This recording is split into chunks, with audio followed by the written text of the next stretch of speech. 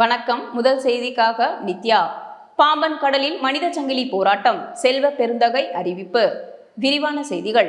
தமிழக காங்கிரஸ் தலைவர் செல்வ பெருந்தகை அறிக்கை ஒன்றை வெளியிட்டார்.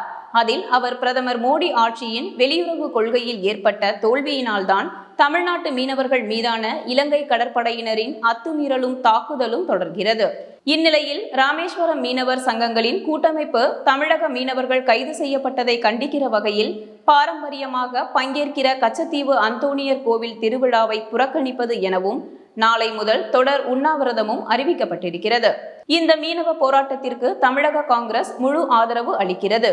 மேலும் மத்திய அரசு மற்றும் இலங்கை அரசின் தமிழக மீனவர்கள் மீதான விரோத போக்கை கண்டித்து எனது தலைமையில் சட்டமன்ற காங்கிரஸ் கட்சி தலைவர் எஸ். ராஜேஷ்குமார், அகில இந்திய மீனவர் காங்கிரஸ் தலைவர் ஆம்ஸ்ட்ராங் பெர்னாண்டோ ஆகியோர் முன்னிலையில் வரும் 27ஆம் தேதி செவ்வாய்க்கிழமை அன்று ராமேஸ்வரத்தில் உள்ள பாம்பன் கடலில் இறங்கி மனித சங்கிலி போராட்டம் நடத்த உள்ளோம். அதைத் தொடர்ந்து 28ஆம் தேதி குலசேகரப்பட்டினத்தில் ராக்கெட் ஏவுதளத்திற்கு அடிக்கல் நாட்ட வரும் பிரதமர் நரேந்திர மோடிக்கு எதிராக கருப்பு கொடி காட்டி ஆர்ப்பாட்டம் நடத்த உள்ளோம் என தெரிவித்தார்.